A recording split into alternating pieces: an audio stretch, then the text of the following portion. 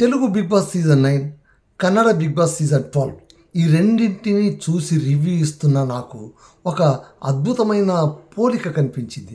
అది మీ ముందు షేర్ చేయాలని నాకు అనిపించింది. అందుకోసమే ఈ వీడియో చేసే ముందు దయచేసి మీరు నా ఛానల్ని సబ్స్క్రైబ్ చేయండి, లైక్ చేయండి, షేర్ చేయండి.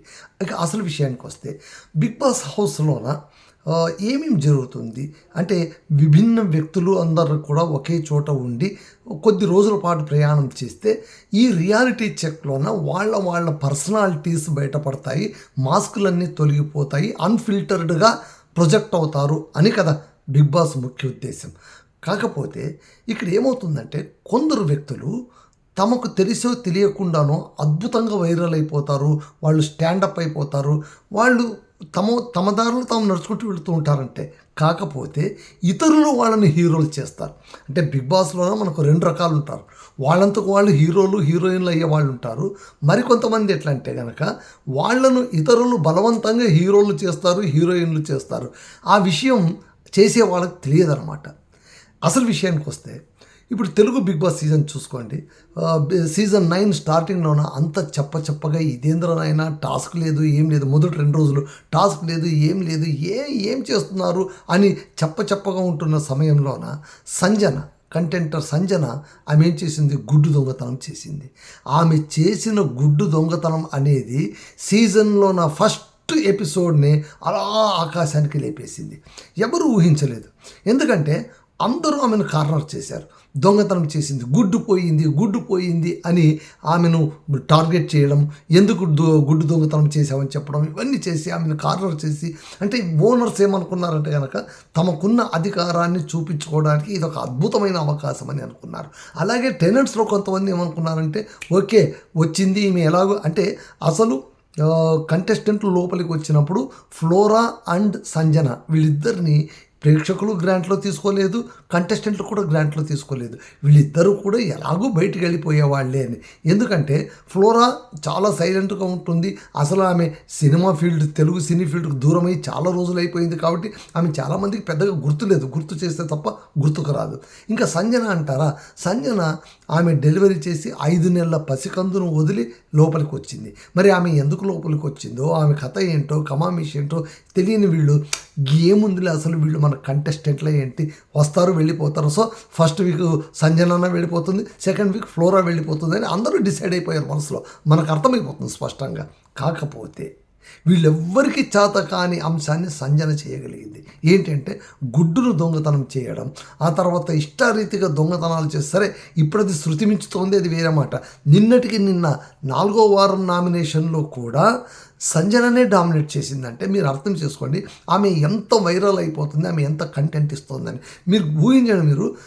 ఆమె గుడ్డు టాస్క్ చేసినందుకు గాను బిగ్ బాస్ సైతం మెచ్చుకొని, ఎందుకంటే సోషల్ మీడియాలో వైరల్ అయిపోయింటుంది కదా, సూపర్ సంజన వల్లనే టాస్క్, సంజన దొంగతనం చేయడం వల్లనే ఎపిసోడ్ ఇంట్రెస్టింగ్గా ఉంటుంది, బిగ్ బాస్ ఇంట్రెస్టింగ్గా మార్చింది, షీఈస్ ది టర్నింగ్ పాయింట్ అని అందరూ అనడం వల్ల ఆమెను పిలిచి మరీ క్యాప్టెన్సీ ఇచ్చారు. అంటే ఆమెను ఇంటి బయట నిలబెట్టేశారు ఓనర్స్ అందరూ. ఏంటంటే మీరు లోపలికి రావడం వల్ల మాకు ఇబ్బంది అవుతుంది కాబట్టి పనిష్మెంట్గా 2 రోజుల పాటు మీరు ఇంట్లోకి రావడానికి వీల్లేదు అంటే మొదటి రోజే రైట్ రాయల్గా వచ్చి కన్ఫరెన్స్ రూమ్లోనే క్యాప్టెన్షిప్ తీసుకోగలిగింది సంజన. ఇది ఎవరు కంటెస్టెంట్లు ఊహించలేదు. అలాగే ఇప్పుడు ప్రస్తుతం కన్నడ బిగ్ బాస్ సీజన్లో కూడా ఈ ట్రెండ్ నడుస్తుంది. అందుకే నాకు చాలా ఆసక్తికరం అనిపించింది.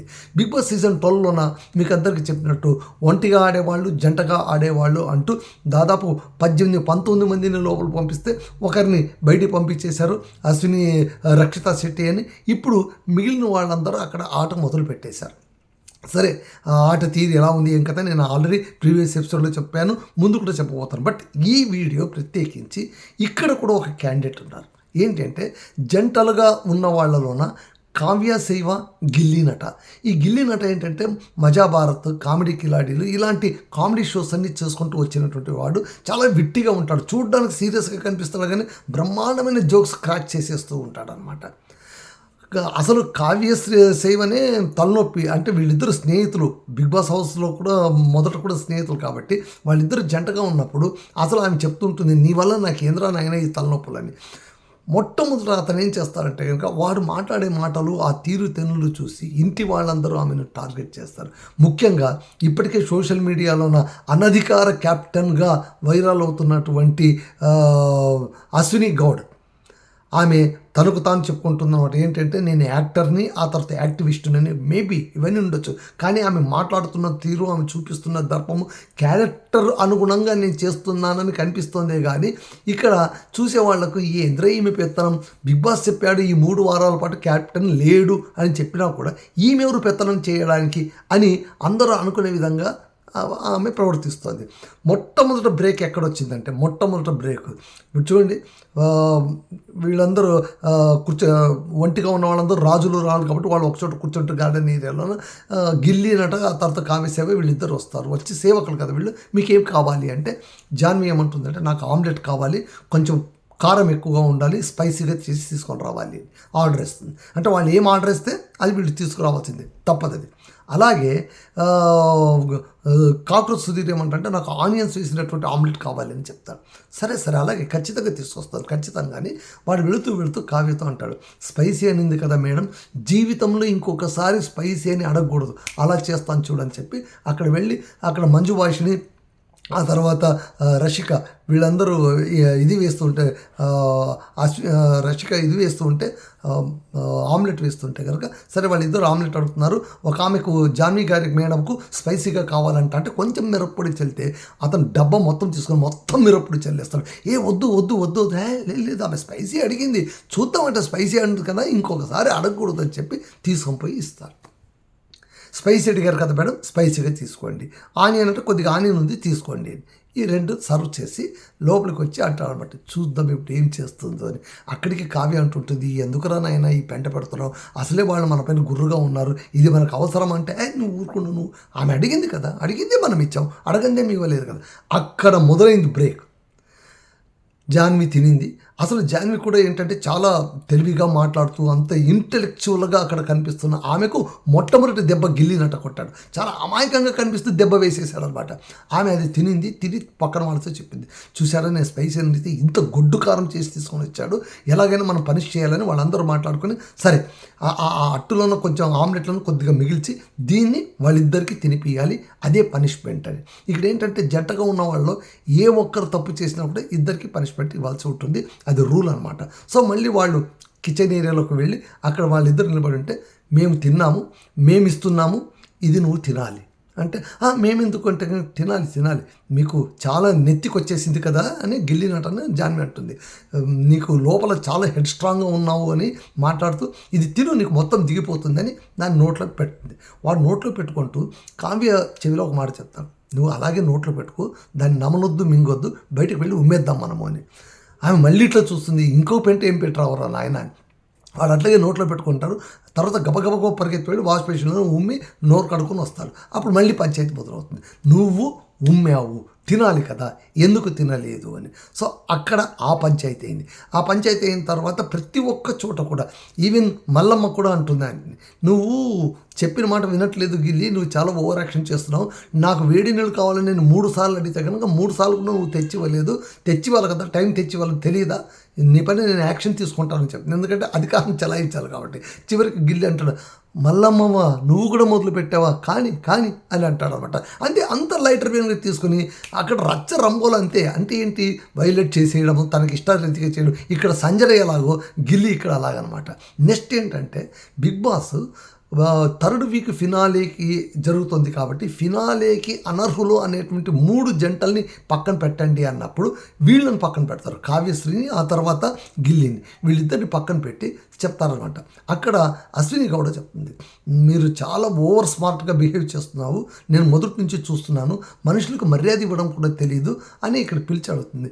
ఏంటి నువ్వు ఏమనుకుంటున్నావు, మేము కూడా అన్నీ దాటుకొని ఇక్కడికి వచ్చాము, నువ్వు అనుకుంటున్నావేమో నేను స్మార్ట్ అని, మీకంటే మించిన స్మార్ట్లు మేము, ఏమనుకున్నావు అది ఇదంటే, మేడం నేనేమన్నాను, నాకు మీరంటే రెస్పెక్ట్ ఉంది, లేదు నీకు రెస్పెక్ట్ తక్కువ ఉంది, ఎవరితో ఎట్లా బిహేవ్ చేయాలో తెలియదు నీకు, మల్లమ్మతో ఎట్లా మాట్లాడావు, ఇంకొకరితో ఎట్లా మాట్లాడుతావు, అందరితోనూ నువ్వు చులకన భావంతో మాట్లాడుతున్నావు అంటే, లేదు మేడం నేను అట్లంతా చేయను, అవి కావ్య నా స్నేహితురాలు కాబట్టి ఆమె నేను రావే పోవే అని అంటాను కానీ అందరినీ అనను, నేను అలా అనాలనుకుంటే కనుక అనేవాడిని కదా అంటే వెంటనే పట్టుకుంటుంది. అలా అనాలంటే ఏమనేవాడు, అలా అనాలంటే నన్ను ఏమనేవాడు అంటే రావే పోవే అని అనేవాడిని కదా అంటే నన్ను నువ్వు రావే పోవే అంటావా? ఏమనుకున్నావు నువ్వు? నేను అనుకుంటే ఏమైనా చేయగలను. నేను యాక్ట్రెస్ని ఏసీ రూమ్లో ఉంటానని అనుకున్నావేమో. నేను ఏసీ రూమ్లోనూ ఉండగలను, యాక్టివిస్ట్గా నేలపైన కూర్చొని పోరాడగలను. ఏమనుకుంటావు? తస్మాత్ జాగ్రత్త, రా బయటికి రా అనిపించుకొని పోయి వాళ్ళను గోడ కుర్చీలాగా హాఫ్ ఇక్కడ బెండ్ చేయించి నిలబడండి ఎండలో అంటుంది. కావ్యనేమో ఊరికే తాడు పట్టుకొని నిలబడి ఉండి బెల్ట్ పట్టుకొని వాడు అలా నిలబడి ఉండాలి ఎండలో అంటే అక్కడ ధ్రువంత్ వస్తాడు. ధ్రువంత్ వచ్చి అట్లా కాదు, శిక్షిస్తే ఇద్దరికి ఇవ్వాలి కాబట్టి కావ్య కూడా నిలబడాల్సిందే అంటే ఇద్దరిని అలా నిలబెడతారు. నిలబెడితే వాళ్ళ చేత సారీ చెప్పించుకుంటారు. సారీ చెప్పించుకున్న తర్వాత వాడు అదే అంటాడు. అంటే ఇక్కడ ఆమ్లెట్ దగ్గర కూడా ఇంకొక డైలాగ్ ఉంది. అది ఫేమస్ డైలాగ్ అనమాట. అసలు అద్భుతం అనిపించుకోవాలి. ఏంటంటే ఆమ్లెట్ని నువ్వు ఎందుకంటే చేసేవారంటే వాడు ఒకటే మాట అంటాడు. ఎందుకంటే అంతకుముందే ఆమ్లెట్ విషయంలోనూ వ్యవహారం వచ్చేసరికి అక్కడ ఏంటంటే యాక్చువల్గా వీళ్ళు సరిగ్గా వ్యవహరించకుండా ఉన్నందుకు హౌస్లోన ఒంటికి జంటగా వాళ్ళ పవర్స్ను వాళ్ళు సక్రమంగా వినియోగించకుండా అందరూ కూడా రూల్స్ వైలేట్ చేసినందుకు బిగ్ బాస్ మొట్టమొదట రాజులు రాణులకి శిక్ష ఇస్తారనమాట. అంటే ఇక్కడ ఎవరు తప్పు చేసినా కూడా మానిటర్స్గా మీకు కూడా శిక్ష వస్తుందని చెప్పడానికి, ఎందుకంటే హీటప్ చేయడానికి. సో అక్కడ ఏం చేశారంటే కనుక మీరు దినసరి సరుకులు తెచ్చుకున్నారు కదా, టాస్క్ ఆడి తెచ్చుకున్నారు కదా, వాటిలోనూ 3 మినహాయించి మిగిలిన 14 రకాలను మిగిలిన అన్నీ కూడా స్టోర్ రూమ్కి చేర్చేసేయాలి అంటారు. అప్పట్లో వాడు కోడిగుడ్డు మాత్రం పెట్టుకొని ఉంటారనమాట. సో కోడిగుడ్డుతో ఆమ్లెట్ అవుతుంటుంది. కానీ ఇట్లా ఆప్ట్ చేసుకున్న వాళ్ళలోన అంటే వీళ్ళు తీసుకోగా మిగిలింది జంటకు వస్తుంది కదా, జంటకు చికెన్ వచ్చి ఉంటుంది, వీళ్ళకి మటన్ వచ్చి ఉంటుంది. మటన్ స్టోర్ రూమ్లోకి వెళ్ళిపోతుంది, చికెన్ ఇంకా అక్కడే ఉంటుంది. ఇక్కడ కోడిగుడ్డు టాస్క్ జరుగుతుంది. అక్కడ గిల్లి ఒక డైలాగ్ వేస్తాడు. గుడ్డు తినే మీకే అంత ఉంటే చికెన్ తినే మాకెంత ఉండాలి అని అంటాడు. అలా అనగానే వాళ్ళకి ఇంకా రేగిపోతున్నమాట. ఓరిని అంతా తీసుకొని వచ్చి టాస్క్ నామినేషన్లో పెట్టారు. ఫైనలిస్ట్ నామినేషన్లోనే పెట్టారనమాట. వీడు సామాన్యం కాదు, వీడిని మనం కంట్రోల్ చేయాలని. తెలుగు బిగ్ బాస్ సీజన్లో కూడా అంతే. సంజన సామాన్యురాలు కాదు, ఆమెను కంట్రోల్ చేయాలని. అందుకే ఆమెను మొత్తం నామినేషన్లో పెట్టారు. ఆమె విషయంగానే గొడవ పడ్డారు. ఇక్కడ కూడా ఫస్ట్ నామినేషన్లోనే కేవలం గిల్లి పైనే అందరూ నామినేట్ చేశారు. అయితే 2 హౌసుల్లోనూ ఇది అందరికీ సభ్యులకు తెలుసుకోవాల్సింది ఏంటంటే ఎంతగా వీళ్ళను కట్టడి చేస్తారో అంత కంటెంట్ వీళ్ళు పెంచుతూ పోతారు. ఎంత ఎక్కువగా కంటెంట్ ఇస్తారో వాళ్ళు అంత హీరోలు అయిపోతారు. అందుకోసమే సంజన క్యాప్టెన్ అయ్యింది, ఓటింగ్లోనూ దూసుకుపోతుంది. ఆమె నామినేట్ కాదు, మీరేం చేసినా కూడా ఆమె అలా దూసుకుని వెళ్ళిపోతూనే ఉంది. అంతే, ఆమె ఎక్కడ ఆగట్లేదు, ఆమె అలాగే చేస్తుంది. మొన్న కూడా దివ్య బట్టలని దొంగతనం చేసింది, ఏదో ఒకటి చేస్తుంది. ఆమె చేయందంటే ఏమీ లేదు. అలాగే ఇక్కడ గిల్లి కూడా చాలా లైట్గా తీసుకుని అందరి జోక్ వేసుకుంటూ 2వ రోజే కాక పుట్టించేశాడు. ఆయన ఫేమస్ డైలాగ్, గుడ్డు తినే మీకే అంత పొగరుంటే చికెన్ తినే మాకెంత పొగరుండాలి అన్న డైలాగ్, పంచ్ డైలాగ్ పేలిపోయింది అనమాట. పేలిపోయింది. సో ఇప్పుడు గిల్లీని తీసుకొని వచ్చి నామినేషన్లో పెట్టారు. వీళ్ళు ఎంత వైరల్ అవుతారు. సో సోషల్ మీడియాలో అందరూ కూడా గిల్లీకి 100% మార్కులు వేస్తున్నారు. అశ్విని గౌడ్ అనవసరంగా అధికారం చెలాయిస్తూ ఓవర్ యాక్షన్ చేస్తుంది, ఆమె పైన ట్రోలింగ్ నడుస్తుంది. ఇది అండి. సో కన్నడ బిగ్ బాస్ అయినా, తెలుగు బిగ్ బాస్ అయినా, హిందీ బిగ్ బాస్ అయినా కామన్ రూల్ ఏందిరా నాయన అంటే అనవసరంగా వ్యక్తులకు ప్రాధాన్యం ఇచ్చి వాళ్ళని కార్నర్ చేయడానికి పోతే మనకి బొక్కబడిపోతుంది. కాబట్టి వాళ్ళను వదిలేస్తే వాళ్ళ శక్తియుక్తులు బట్టి వాళ్ళు ఎదగాలి. కానీ ఇక్కడ అలా కాదు. మనం వాళ్ళని పెంచుతున్నాం, మనం పంపు కొట్టుతున్నాం, మనం నిచ్చరేసి వాళ్ళని ఎక్కడ నాయన అంటున్నాం, వాళ్ళు సులువుగా ఎక్కేస్తున్నారు అని నాకైతే అనిపించింది. కాబట్టి అక్కడ సంజన, తెలుగు బిగ్ బాస్ హౌస్లో సంజన తారలా మెరిసిపోయింది. ఇక్కడ గిల్లి నట కూడా చకా మెరిసిపోతున్నాడు డైలాగులు కొట్టుకుంటూ. చూడాలి మళ్ళీ కన్నడ బిగ్ బాస్లో ఉన్న వీడెంత దూరం వెళ్తాడు. ఎందుకంటే ఇక్కడ వెంటనే వాళ్ళు జాగ్రత్త పడి అతన్ని సబ్సైడ్ చేస్తేనేమో ఆయన పోరాడాల్సిందే, లేదు అంటే మాత్రం ఇక్కడ సంజన లాగా ఇతను కూడా సూపర్ స్టార్ ఖచ్చితంగా అవుతాడని నాకు అనిపిస్తుంది. సో ఈ అనాలిసిస్ చూసిన తర్వాత 2 బిగ్ బాస్లు చూసిన మీకు ఏమనిపిస్తుందో కామెంట్ చేయండి. ఇది నా అనాలిసిస్ అండి. ఇలాంటి అనాలిసిస్ చాలా నేను మీ ముందుంచడానికి ప్రయత్నిస్తున్నాను. దయచేసి మీరు నా ఛానల్ని లైక్ చేయండి, సబ్స్క్రైబ్ చేయండి, షేర్ చేయండి. This is Ramadurgam Madhu signing off.